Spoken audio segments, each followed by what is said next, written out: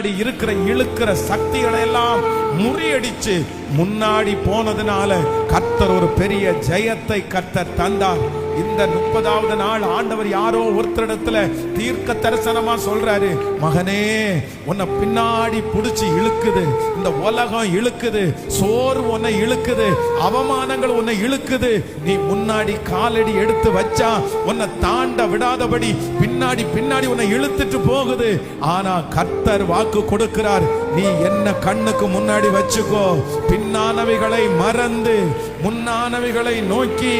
ஆமென், ஹல்லேலூயா. நம்முடைய கர்த்தர் நமக்கு முன்னே நடந்து போகிறார். ஹல்லேலூயா. ஜெபம் பண்ணுங்க பார்க்கலாம். நான் ஒரு முடிவு எடுக்கிறேன். இன்றைக்கு சிலரை ஆண்டவர் தீர்மானம் எடுப்பதற்கு ஆண்டவர் வழி நடத்துகிறார்.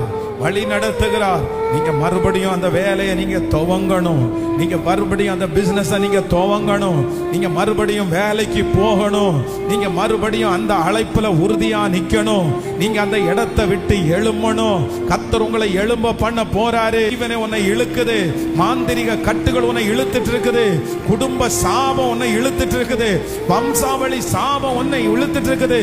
ஆனா கர்த்தர் சொல்றாரு, தூசியை உதறி விட்டு எழுந்திரு, தூசியை உதறி விட்டு எழுந்திரு. தடைகளை தாண்டி ஆமென்.